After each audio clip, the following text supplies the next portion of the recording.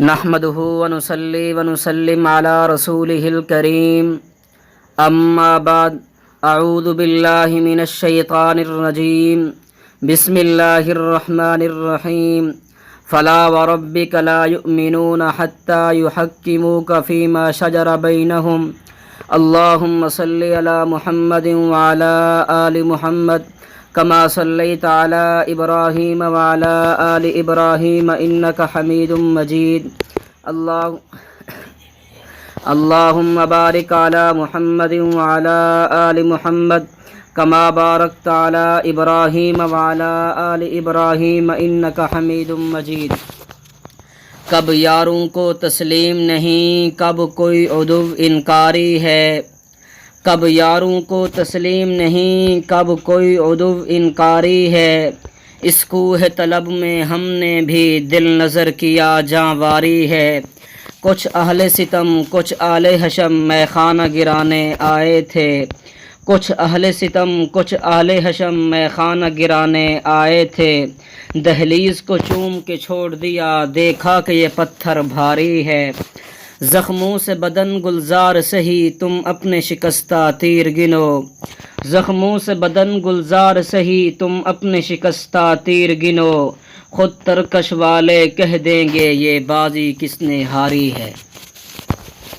گرامی قدر سامعین، میں قرآنی آیات کی روشنی میں بڑی وضاحت کے ساتھ یہ بات کہنا چاہتا ہوں کہ اللہ رب العزت نے قرآن کریم میں واضح لفظوں میں پیغمبر کے ایذا دینے والے کو ملعون بھی کہا ہے، پیغمبر کے سامنے اونچی آواز سے بولنے والے کے حبط اعمال کا اعلان بھی فرمایا ہے، پیغمبر کے فیصلے نہ ماننے والوں کو کافر بھی کہا ہے۔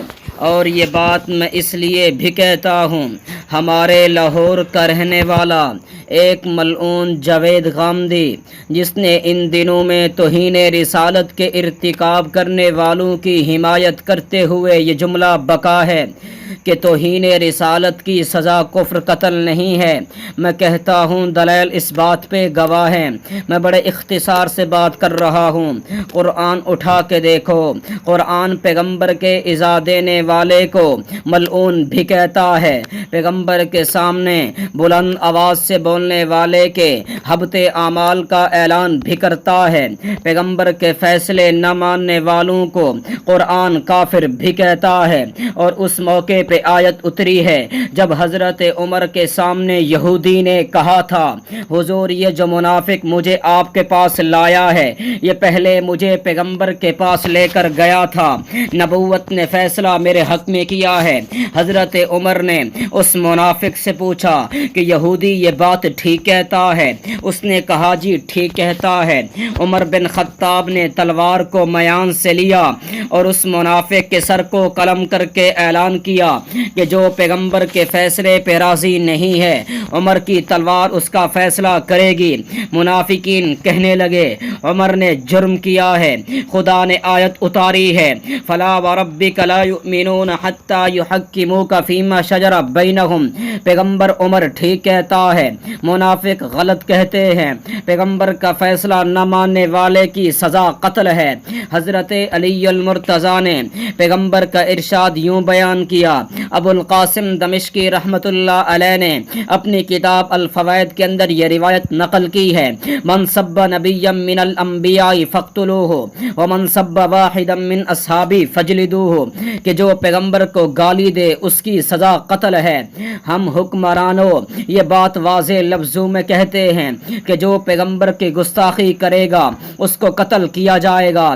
ہمارا مطالبہ یہ ہے کہ یہ قتل سزائے موت کی صورت میں عدالت دے، ملک میں امن بھی ہوگا، ملک کا نظام بھی چلے گا۔ اور اگر حکومت قتل پہ سزا نہ دے، حکومت قانون بدل دے، پھر پیغمبر کی ناموس کے پروانے قانون ہاتھ میں لے کے توہین رسالت کے مرتکب کو گلی گلی پہ بلایا جائے گا، قتل عام کیا جائے گا، ان کے خون کو بہایا جائے گا۔ پیغمبر کے ایذا دینے والے کو، پیغمبر کے خلاف جملہ بکنے والے پہ خدا کیا لیتا ہے؟ میں صرف ایک بات کہتا ہوں، حضرت امیر حمزہ نے ابھی کلمہ نہیں پڑھا، پیغمبر کا کلمہ نہیں پڑھا، مکہ مکرمہ میں آئے ہیں۔ ایک باندی نے کہا حمزہ تجھے معلوم ہے ابو جہل نے جملہ تیرے بھتیجے کے بارے میں کہا ہے؟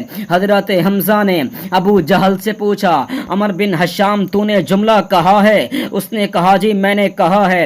حضرت حمزہ کے ہاتھ میں تلوار اور کمان موجود تھا۔ حضرت حمزہ نے کمان کو لیا اور ابو جہل کے سر پہ مارا ہے، وہاں سے خون گرایا ہے۔ پھر حضرت حمزہ حرم میں گئے ہیں، خدا سے دعا مانگی ہے اللہم ان کان رشدا فجعل تصدیقہ فی قلبی، اللہ اگر پیغمبر کا دین سچا ہے مجھے ہدایت عطا فرما۔ حضرت حمزہ نے حالت کفر میں پیغمبر کی گستاخی کرنے والے کا خون گرایا ہے تو خدا نے سب سے بڑی دولت ایمان عطا کی ہے، اس سے بڑھ کے دلیل اور میں کیا دوں گا؟ میں اس لیے تمام سامعین سے کہتا ہوں آج اس بات کا اعلان کرو، حکومت بھی سنے، دبئی میں بیٹھا جاوید غامدی ملعون بھی سنے، توہین رسالت کی سزا قتل ہے۔ حکومت لے گی تو امن ہوگا، حکومت نہیں لے گی قتل عام تب بھی ہوگا۔ ہمیں امن عزیز نہیں ہے، ناموس رسالت عزیز ہے۔ ہمیں ملک عزیز نہیں ہے، ناموس رسالت عزیز ہے۔ ہمیں والدین عزیز نہیں ہیں، ناموس رسالت عزیز ہے۔ خدا کی قسم ملک کو اڑایا جا سکتا ہے، قانون کو توڑا جا سکتا ہے، اسمبلی کے ٹکڑے کیے جا سکتے ہیں، مگر پیغمبر کی ناموس کی قربانی نہیں دی جا سکتی۔ پیغمبر کی ناموس کو بناموس بنایا جائے گا۔ دشمن یہ بھول جائے کہ جب تک یہ نمائندے پیغمبر کے پروانے موجود ہیں قانون کا تحفظ ہوگا۔ اس کے لیے خدا مجھے بھی قبول کرے، خدا آپ کو بھی قبول کرے۔